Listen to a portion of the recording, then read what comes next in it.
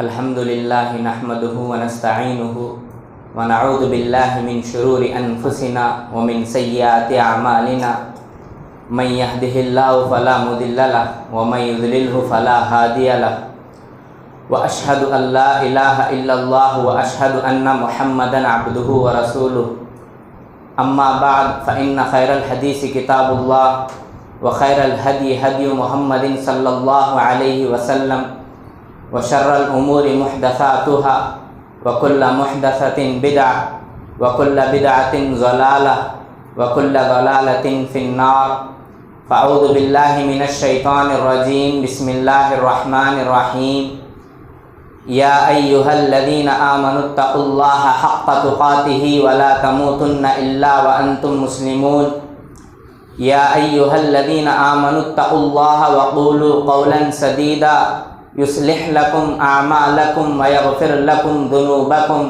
ومن يطع الله ورسوله فقد فاز فوزا عظيما يا أيها الناس اتقوا ربكم الذي خلقكم من نفس واحدة وخلق منها زوجها وبث منهما رجالا كثيرا ونساء واتقوا الله الذي تساءلون به والأرحام إن الله كان عليكم رقيبا. حاضرین جمعہ، اس جمعہ ہم افراد سازی تاریخ کے آئینے میں personal development in the minor of history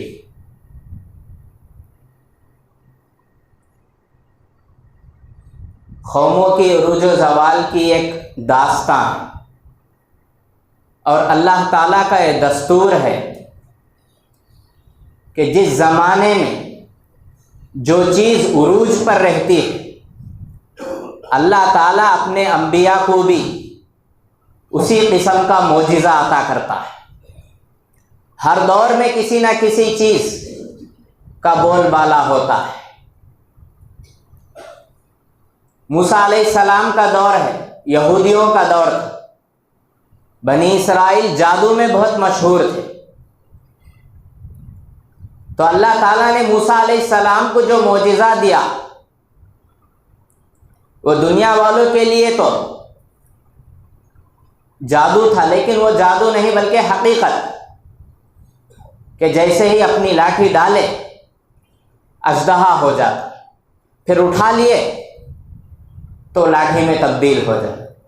اور بھی کئی قسم کے معجزات، 9 سے 11 معجزات موسیٰ علیہ السلام کو دیے گئے، جن میں سے اکثر کا تعلق اسی سے تھا. پھر جب عیسیٰ علیہ السلام کا دور آیا تو اس وقت فن طب، میڈیکل علاج و معالجہ اس کا بول بالا تھا. ہر طرف طب اور اس سے متعلق شعبے جات کا چرچا ہوا کرتا تھا. تو اللہ تعالیٰ نے عیسیٰ علیہ السلام کو جو معجزہ دیا کہ وہ اللہ کے حکم سے بیماروں کو شفا دیتے تھے. اگر کسی کی آنکھ برابر نہیں ہے تو اس کو سیدھا کرتے تھے. یہ سب حسی معجزات تھے جن کو انسان دیکھ سکتا، چھو سکتا تھا. جیسے لاٹھی ہے، سلیمان علیہ السلام کو بھی جو معجزہ دیا گیا، شعیب علیہ السلام کی اونٹنی ہے، سب دیکھ سکتے ہیں، چھو سکتے ہیں. نبی آخر الزمان محمد صلی اللہ علیہ وسلم کو جو معجزہ اللہ تعالیٰ نے دیا وہ علمی معجزہ ہے. قرآن مجید رہتی دنیا تک کے لیے، کیونکہ دنیا مستقبل میں علمی اڑان اڑنے والی، دنیا کی ترقی سے علم سے جڑی ہوئی. تو پہلے وہی جو نازل ہوئی وہ ہے اقرا بسم ربک الذی خلق، کہ علم الانسان ما لم یعلم، ہم نے انسان کو وہ چیز سکھلایا جو وہ نہیں جانتا. اقرا، پڑھ اپنے رب کے نام سے جس نے تمہیں پیدا کیا، کیونکہ آنے والی نسل علمی اڑان اڑنے والی ہے. دنیا کی جو ترقی ہے، جو ایجادات ہے، جو ٹیکنالوجی ہے، وہ اسی علم کی طرف اشارہ کرتی ہے. اللہ تعالیٰ نے اسی لیے علمی معجزہ قرآن مجید دیا ہے. یہ ہے قوموں کی مختصر تعریف کہ جس وقت جیسے حالات ہوتے ہیں اللہ تعالیٰ اپنے نبیوں کو بھی اسی قسم کا معجزہ دیتا۔ اب اس میں نکتے کی بات یہ ہے کہ اگر ہم عالمی طور پر نظر دوڑائیں تو یہود اپنی مشن میں جڑے ہوئے ہیں، تعلیمی شعبے جات ہو وہ آگے، میڈیا، ساری دنیا کا جو میڈیا ہے وہ انہی کے قبضے میں، بینکنگ سسٹم انہی کے قبضوں میں ہے، اخبار و رسائل وہ سب انہی کے قبضے میں ہے۔ جب میڈیکل لائن کی بات کی جائے تو کوئی بھی آنکھ بند کر کے بول سکتا ہے، غفلت میں بھی پوچھا جائے تو میڈیکل لائن میں کون آگے ہیں تو سب کہیں گے عیسائی دنیا ہے۔ ہر آن نئی تحقیق کرتے ہیں، ہر آن نیا علاج ڈھونڈتے ہیں، بڑی سے بڑی بیماریوں کا علاج وہ لوگ تفتیش کر رہے ہیں۔ ان نبیوں نے برابر محنت کی اور قوم برابر اسی سے جڑی ہوئی ہے، لیکن نبی آخر الزماں محمد صلی اللہ علیہ وسلم کو جو معجزہ دیا گیا قرآن مجید، وہ علمی معجزہ، اس سے ہم مسلمان کتنے جڑے ہوئے، ہماری ترقی کیسے ہے، ہمارے نوجوانوں کا مستقبل کہاں تک ہے، ہمارے نونہال جو ابھی لڑکپن کی عمر سے گزر رہے ہیں ان کا مقصد زندگی یا ان کے ٹارگٹس کیا ہیں، یہ ہمارے قوم کا اب موجودہ حال ہے۔ کیونکہ اللہ تعالیٰ نے 4 بڑی کتابیں ہیں، تورات، زبور، انجیل، قرآن مجید، اور کچھ صحیفے نازل کیے ہیں، لیکن انبیاء کی تعداد کم و بیش 1,24,000۔ جو دعوت، جو تبلیغ اور جو انقلاب اللہ تعالیٰ نے لایا ہے وہ افراد کے ذریعے لایا ہے۔ تو یہ تو مختصر خاکہ ہے تاریخ کے سلسلے میں کہ افراد سازی انبیاء نے اپنی قوم میں برابر اپنا مشن پورا کرنے کی کوشش کی، اور آپ صلی اللہ علیہ وسلم نے بھی۔ شخصیت سازی یہ بہت بڑی چیز ہے۔ انقلاب آنا ہے تو انقلابی اشخاص کو پیدا کرنا ہے، تو انقلاب کی آمد کا انتظار نہ کر، جو ہو سکے تو خود انقلاب پیدا کر۔ یہ 1-2 سے نہیں ہوگا بلکہ پوری قوم سے ہو سکتا ہے۔ بعثت سے پہلے بھی یہ چیز تھی، سکندر کا نام ہم سنتے ہیں کہ اس نے ایک دنیا کو فتح کیا۔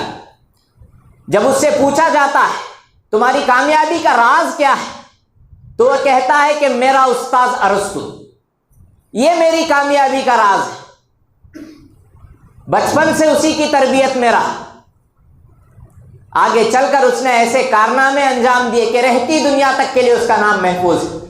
وہ کہتا ہے کہ ہزاروں سکندر مل کر ایک ارسطو نہیں بنا سکتے، لیکن ایک ارسطو ہزاروں سکندر پیدا کر سکتا ہے، کیونکہ استاذ کی اس کی اتنی اہمیت تھی۔ پھر جب ارسطو کی تاریخ پڑھتے ہیں تو اس کا استاذ افلاطون ہے، اس کا بھی نام تاریخ نے محفوظ کر رکھا۔ پھر افلاطون کا جو استاذ ہے وہ ہے سقراط۔ یہ نسل در نسل ہے افراد سازی۔ سقراط کی علمی دنیا میں بہت حرکت ہے، بہت نام ہے، بہت کام کیا اس نے۔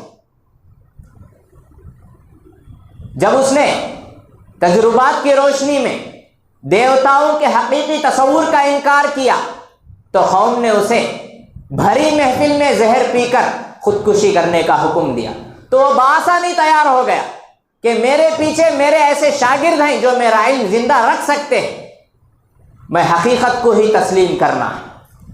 آخر بھری محفل میں زہر پی کر اس نے خودکشی کی، لیکن اس کا علم آج بھی زندہ ہے۔ یہ ہے افراد سازی۔ آپ صلی اللہ علیہ وسلم نے بھی اسی مشن کو اپنایا، شخصیت سازی۔ ہر میدان میں آپ صلی اللہ علیہ وسلم نے باکمال اشخاص کو دنیا کے حوالے کیا، جب علم کی بات کی جائے ابو ہریرہ رضی اللہ عنہ، عبداللہ بن مسعود رضی اللہ عنہ، جن کو خود آپ صلی اللہ علیہ وسلم کی دعا تھی، اللہم فقہہ فی الدین وعلمہ التاویل، کہ اے اللہ اسے دینی سمجھ بوجھ عطا کر اور اسے قرآن کی تفسیر کا علم عطا کر۔ عبداللہ بن مسعود رضی اللہ عنہ، ابن عمر رضی اللہ عنہ، یہ سب ایسے نام ہیں جنہوں نے اپنی زندگی علم کے لیے وقف کر رکھی۔ جب میدان جنگ کی بات آئے تو خالد بن ولید رضی اللہ عنہ، جن کو آپ صلی اللہ علیہ وسلم نے سیف اللہ کا لقب دیا تھا، مغیرہ بن شعبہ رضی اللہ عنہ، عمر بن عاص رضی اللہ عنہ۔ جب تقوی طہارت کی بات آئے تو ابو ذر غفاری رضی اللہ عنہ، سلمان فارسی رضی اللہ عنہ۔ جب حکمت، دانائی اور خلافت، ان چیزوں کی بات آئے تو حضرت عمر بن خطاب رضی اللہ عنہ، ابو بکر صدیق رضی اللہ عنہ، علی بن ابی طالب رضی اللہ عنہ۔ جب فیاضی کی بات آئے، دریا دلی کی بات آئے، عثمان بن عفان رضی اللہ عنہ، عبد الرحمن بن عوف رضی اللہ عنہ۔ آپ دیکھتے جائیں دنیا کے اس اعتبار سے ہر فیلڈ میں آپ صلی اللہ علیہ وسلم نے باکمال اشخاص کو تیار کیا۔ فقہ کی بات آئے تو سعد بن معاذ بن جبل رضی اللہ عنہ، اکنامکس کی بات آئے، ہر میدان میں آپ صلی اللہ علیہ وسلم نے باکمال اشخاص کو پیدا کیا۔ نتیجے میں مسلمان تو مسلمان، ایک عیسائی مفکر لکھتا ہے جب آپ صلی اللہ علیہ وسلم کی وفات ہوئی تو عرب دنیا میں اتنے ہیرے، اتنے گوہر موجود تھے کہ ساری دنیا کے اگر گوہر ملایا جائے تو اتنے گوہر دوسری جگہ نصیب نہیں ہوں گے۔ اتنے ہیرے آپ صلی اللہ علیہ وسلم نے چھوڑے تھے کہ ہر میدان میں، ہر فیلڈ میں ترقی کرتے گئے۔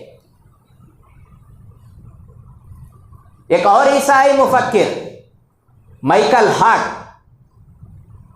جس نے 100 عظیم شخصیات نامی ایک کتاب لکھی، یعنی دنیا کے جانے مانے اب تک کے 100 عظیم شخصیات اس نے اپنی کتاب میں لکھا ہے، جمع کیا ہے۔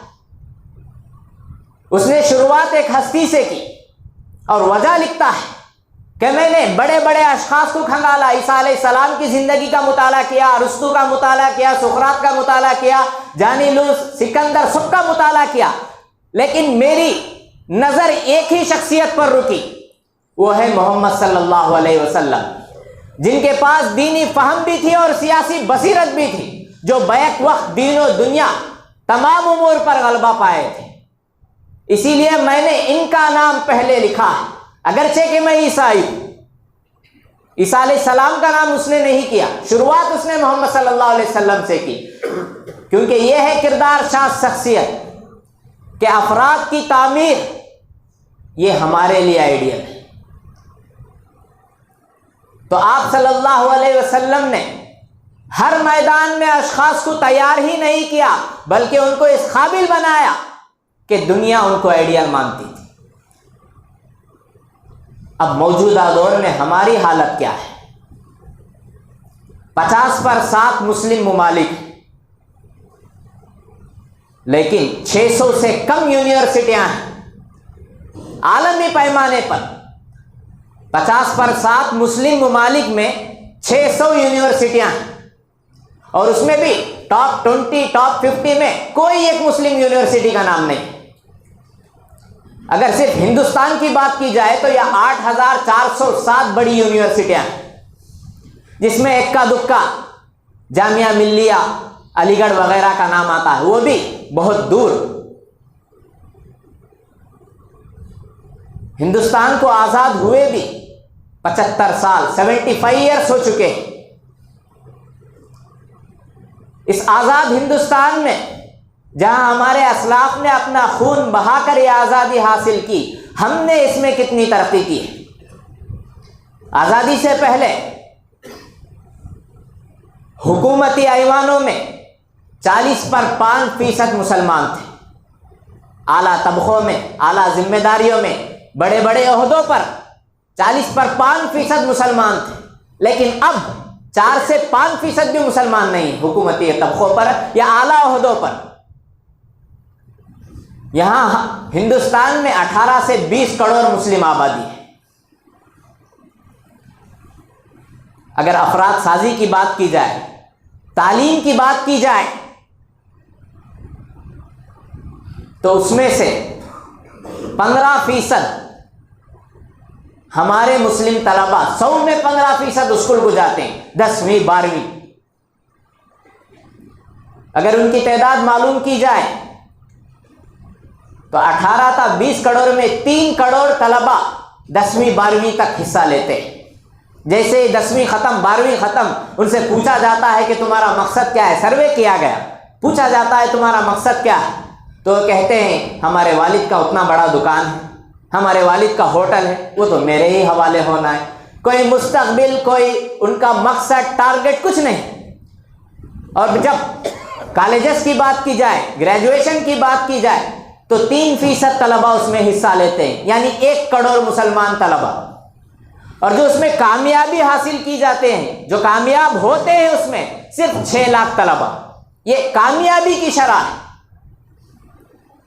آج بھی ہندوستان میں بڑے سے بڑے امتحانات ہیں، IAS ہے، IPS ہے، نیٹ ہے، کسی میں بھی گنے چنے نام آتے ہیں۔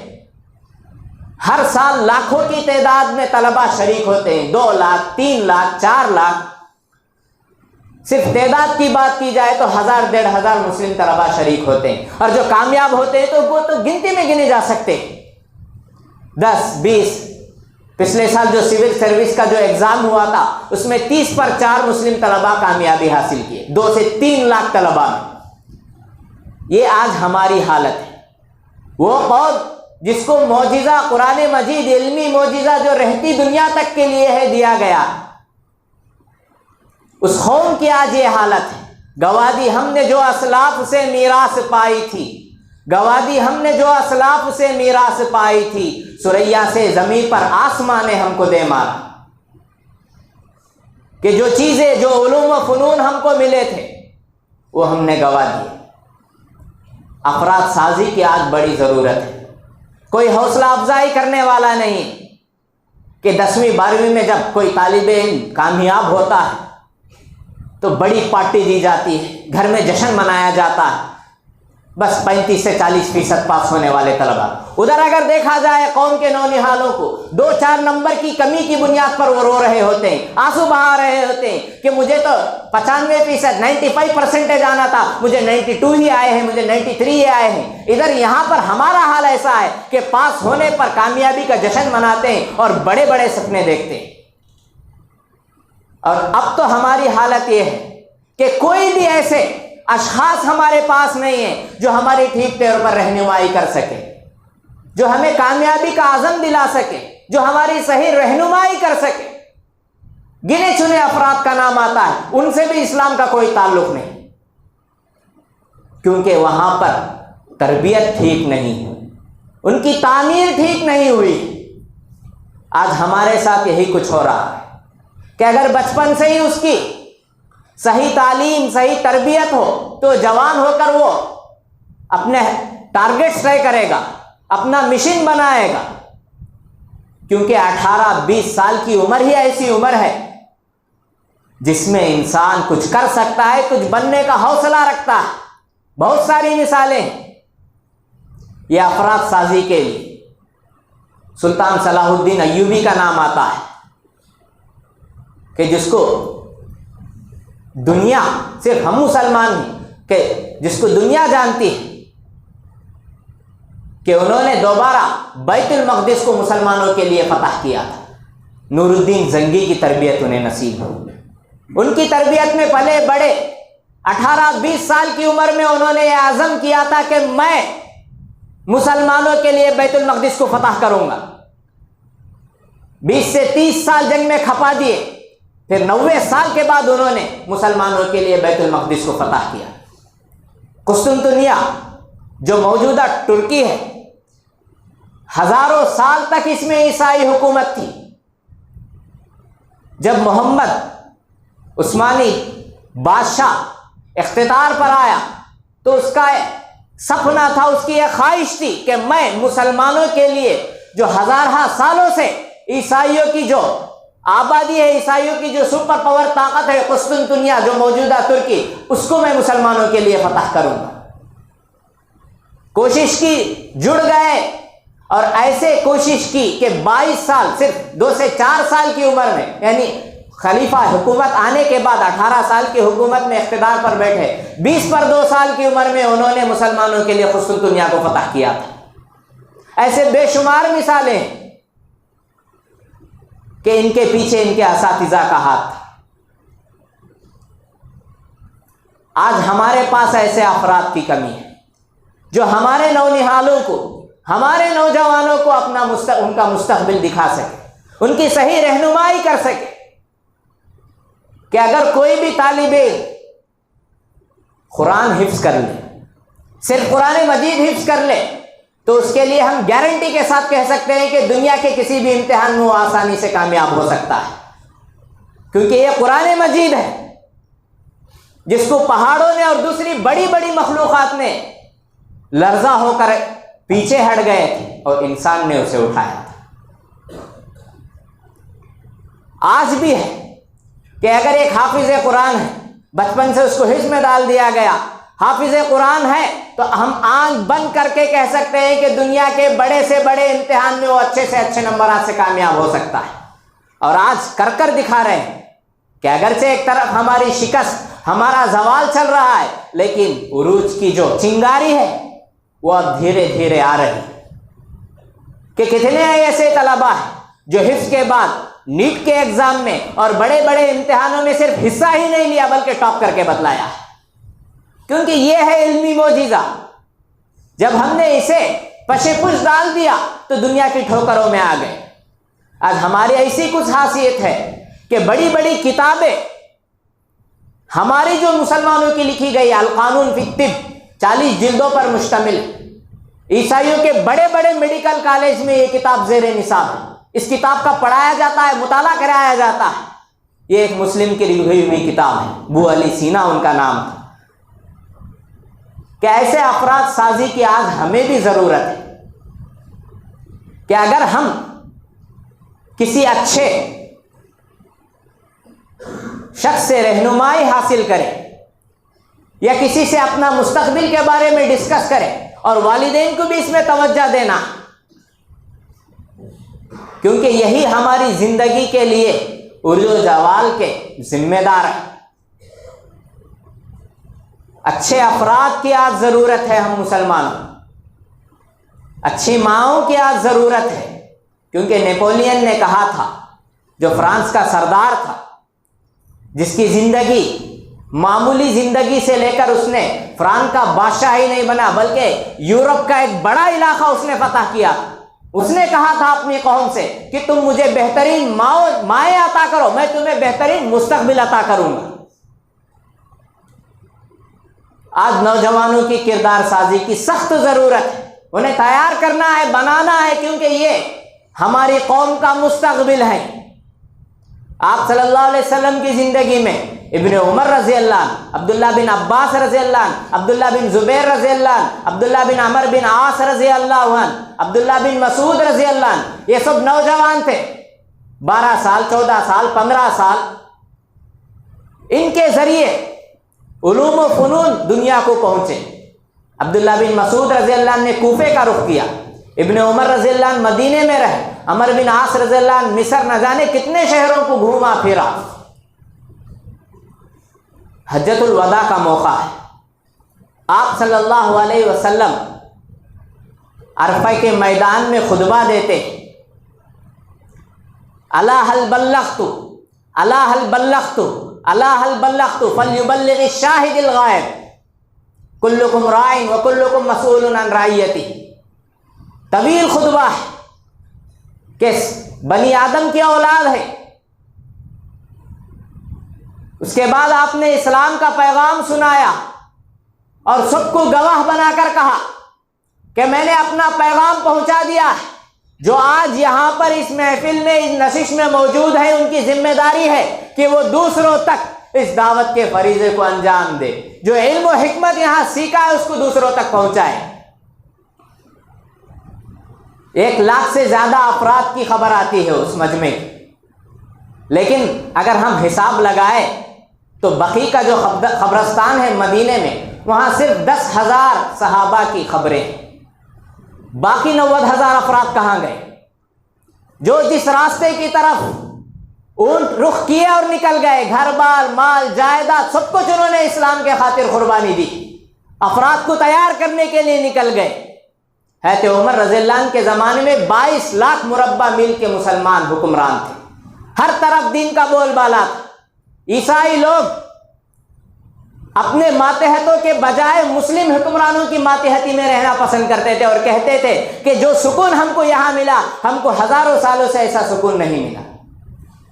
آج ہمیں بھی ایسے افراد بننے کی ضرورت ہے، کیونکہ اسی میں ہماری قوم کی ترقی پوشیدہ ہے۔ بڑے سے بڑے امتحانات دینے کی کوشش کیجیے، حوصلہ افزائی اصل چیز ہے، اور ایک کامیاب انسان کے پیچھے ناکامیوں کی داستانیں پوشیدہ ہوتی ہیں۔ ایک بار ناکام ہوئے، 2 بار ناکام ہوئے، کوئی حرج نہیں، کوشش کرتے رہنا چاہیے، تب چل کر کامیابی ہوتی ہے۔ وہ جو لٹ گئی ہے عظمتیں تیری غفلتوں کا خراج ہے، وہ جو لٹ گئی ہے عظمتیں تیری غفلتوں کا خراج ہے، جو سدھر بھی جائے تو آج پھر وہی تخت ہے وہی تاج ہے۔